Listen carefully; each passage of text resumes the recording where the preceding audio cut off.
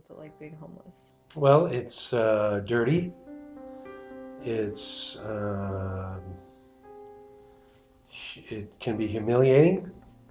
It makes you more aware. It makes you a lot more cautious about what you're doing. One of the statistics when it comes to homelessness that you put out deals with families in shelters, and this is what it says. In 2009, there was at one point 170,000 plus households seeking shelter in 2009. Right. And then on a single night in January of 2009, 78,000 households experienced homelessness. That's right. You know, every individual, you know, that experiences homelessness has like a very sort of unique circumstance. And I think that shows up when you look at the fact that when you look in states, you know, the same factors that maybe caused homelessness to increase in one state may not have had the exact same impact. Nan mentioned the fact that homelessness is often a lagging indicator. So as we move forward with future reports, we'll be able to, you know, take a little bit of a look at that. But I think one of the things that can't be overlooked and shouldn't be overlooked is that in the face of a lot of these, you know, overwhelming economic challenges, communities have adapted. They have innovated and introduced strategies to try to deal with homelessness, to prevent it. And so I think that we can't overlook the, you know, the commendable work that's been done across the country. Well, Davis Community Meals is a wide variety of programs. We've been around for about 22 and a half years at this point.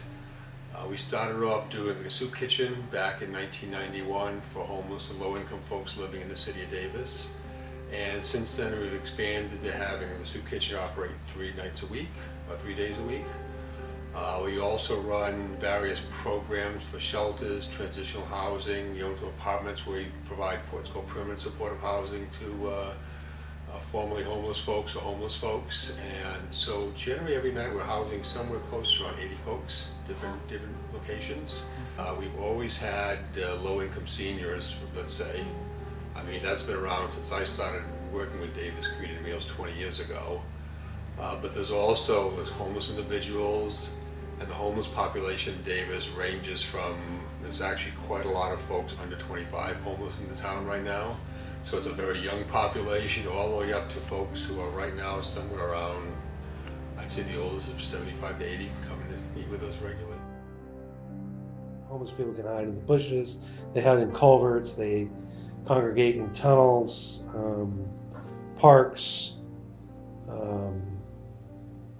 They may hang out in some of the shopping malls, the parking lots. A lot of times they will hang around the shelter, but the shelter in Richmond is closed during the day, and it opens later on at night. So a lot of the homeless will just go and find some place to sleep that's safe, relatively safe, and then return to the shelter at night.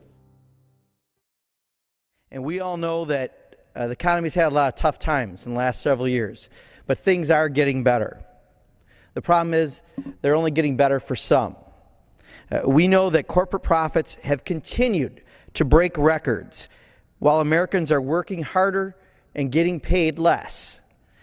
We know that the stock markets are close to all-time highs, and corporate profits are booming. The $200 billion a year fast food industry is doing extremely well in this country. And our workers are more than pulling their weight to help in these successes. Over the past 30 years, the productivity of the American worker has increased 85%. However, the salaries that they get paid simply haven't kept up in pace. Yeah, I think there's a lot of folks in the world who need help occasionally. I mean, it could be a wide range of things. I mean, if you deal with the number of folks we deal with, I mean, we've dealt with, over the years, I've dealt with doctors, lawyers who came to us for help for a variety of reasons, who became homeless because they became addicts or have mental health problems. You know, folks, like I said, from the economic downturn, I'm suddenly seeing addresses of people in El Macero and other places in town where normally for years we'd never expect to see them. I mean, I think almost anybody can have a need for help at certain points in time in their lives. And it's rather unpredictable, it's rather something you don't plan for, but I mean, if you're making 6 figures and you lost your job, and you know, suddenly, you know, a year after you lose your job, you haven't found a new one, suddenly you could be in a difficult problem.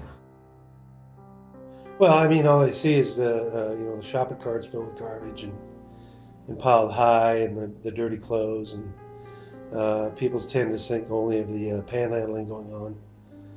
Yeah, there's some aggressive panhandling, but for the most part, most of them that I've dealt with have been fairly benign people. Is there any kind of hope for getting out of a situation like that? Well, I mean, it depends on what your situation is. I mean, a lot of the homeless people have mental health issues.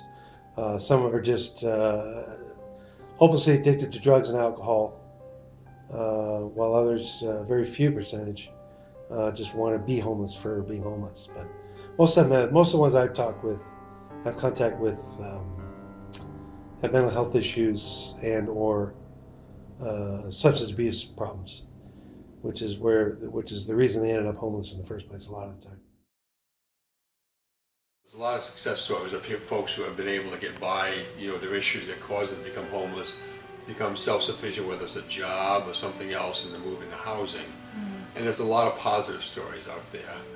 I mean, from my perspective, that's what affected me most was probably something that happened probably around 10 years ago or so, which was a gentleman I had known who had been homeless in town, and he'd been homeless here for a lot of years. And he'd come in and help out once in a while. His name was John, and over the years I saw him hang out with various folks, and he got sick with cirrhosis, which is a common problem of somebody who's had long-term alcohol problems.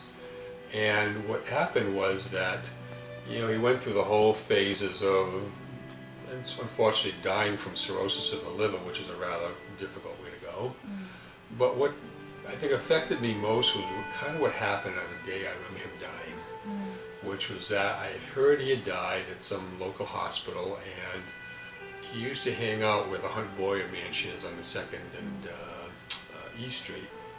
And there used to be a bench in front there, and there used to be 3 or 4 or 5 homeless folks kind of hanging out there every day. And so I got up off my chair, because my office is at 202F, and I said, I'll just walk over there and kind of tell him, what happened. And, I know they're his friends, and some folks he hung out with there every day. So I walked over there, and I told all the folks there, and I just kind of wanted to see what the reaction was. And I think it was a Friday afternoon I was telling him this, and Monday I go back, and I kind of said, how'd you guys deal with it? And he said, well, one guy said, well, we went out and got more booze. We bought the expensive stuff. We went out and drank, the Jack Daniels as opposed to the really cheap stuff. The Meals program doesn't really collect that kind of information. So I walked over to the guys again, and I said, can you guys tell me, his name, sisters, and everything? And these are folks who actually hung out with him every day for like years. They didn't even know his last name. They didn't know where he came from. They didn't know who his brothers and sisters were. They knew almost nothing about him personally. I think that just kind of told me their whole lives revolve around one thing, their addiction.